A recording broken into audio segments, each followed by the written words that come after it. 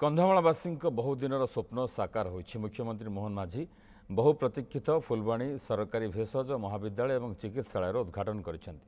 मुख्यमंत्री दिन 11टा बेले मादिकुंदा स्थित रिजर्व पड़िया हेलीपैड ओह्लाई तिलकपड़ाठारे नवनिर्मित मेडिकल कॉलेज जाइथिले।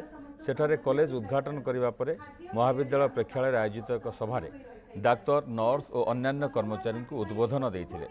कार्यक्रम में स्वास्थ्य मंत्री डॉक्टर मुकेश महालिंग, कंधमाल सांसद सुकांत कुमार पाणिग्राही, फुलवाणी विधायक उमाचरण मल्लिक, जिलापाल Amrit Ruturaj, medical college dean doctor Narendra Behera प्रमुख उपस्थित थिले।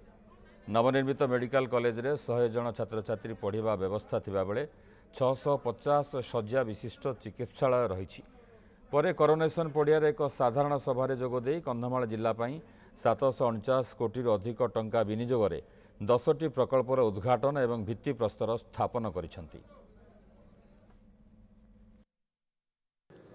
ये महाविद्यालय भविष्य में मूल्यवान केंद्र एवं निश्चित भाव में जो आम छात्र छात्री माने जो माने पाठ पढ़े से भविष्य निश्चित भाव उज्जवल हम।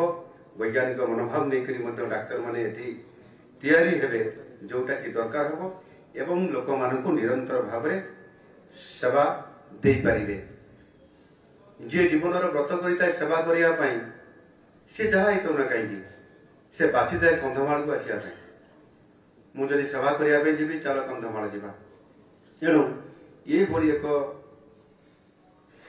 परिवेश परिस्थिति भितर ये निश्चित भाव यह केवल ये कंधमाल जिला नुह ये अंचल नुह ओडिशा नुह भारत वर्ष गोटे भल स्वास्थ्य प्रतिष्ठान हिसाब से ये आगामी दिन में होगापी जाऊँगी।